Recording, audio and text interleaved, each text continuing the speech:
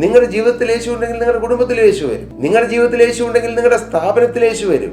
നിങ്ങളുടെ ജീവിതത്തിൽ യേശു ഉണ്ടെങ്കിൽ നിങ്ങളുടെ പ്രവർത്തന മേഖലകളിൽ യേശു ഉണ്ടായിരിക്കും. യേശുവിനോട് ചേർന്ന് കുടുംബജീവിതം, യേശുവിനോട് ചേർന്ന് ഔദ്യോഗിക ജീവിതം, യേശുവിനോട് ചേർന്ന് ദൈവവേല ചെയ്യുന്ന ജീവിതം എപ്പോഴും യേശുവിനോടൊത്ത്. അതെന്തൊരു സൗഭാഗ്യമാണ്, അതെന്തൊരു സമാധാനമാണ്, അതെന്തൊരു കെട്ടുറപ്പാണ്. 27-ാം സങ്കീർത്തനക്കാരൻ പറഞ്ഞു, യഹോവ എന്റെ വെളിച്ചവും എന്റെ രക്ഷയുമാകുന്നു, ഞാൻ ആരെ ഭയപ്പെടും? യഹോവ എന്റെ ജീവന്റെ ബലം, ഞാൻ ആരെ പേടിക്കും? എന്റെ വൈരികളും ശത്രുക്കളുമായ ദുഷ്കർമ്മികൾ എന്റെ മാംസം തിന്നുവാൻ എന്നോട് അടുക്കുമ്പോൾ ഇടറി വീഴും. ഒരു സൈന്യം എന്റെ നേരെ പാളയമറിയാൻ ഞാൻ ഭയപ്പെടുകയില്ല. എനിക്ക് യുദ്ധം നേരിട്ടാലും ഞാൻ നിർഭയമായിരിക്കും. ഞാൻ യഹോവയോട് ഒരു കാര്യം അപേക്ഷിച്ചു, അത് തന്നെ ഞാൻ ആഗ്രഹിക്കുന്നു. എന്ത്?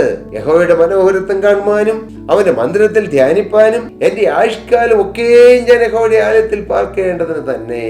അങ്ങനെ ചെയ്താൽ അനർത്ഥ ദിവസത്തിൽ അവൻ തന്റെ കൂടാരത്തിൽ എന്നെ ഒളിപ്പിക്കും, തിരുനിവാസത്തിന്റെ മറവിൽ എന്നെ മറയ്ക്കും, പാറമേൽ എന്നെ ഉയർത്തും. അപ്പോൾ എന്ത് സംഭവിക്കും? അപ്പോൾ എന്റെ ചുറ്റുമുള്ള ശത്രുക്കൾ ഇത് കാണും. നമ്മുടെ കൂടെ യേശു വേണം, നമ്മുടെ ജീവിതത്തിൽ യേശു വേണം.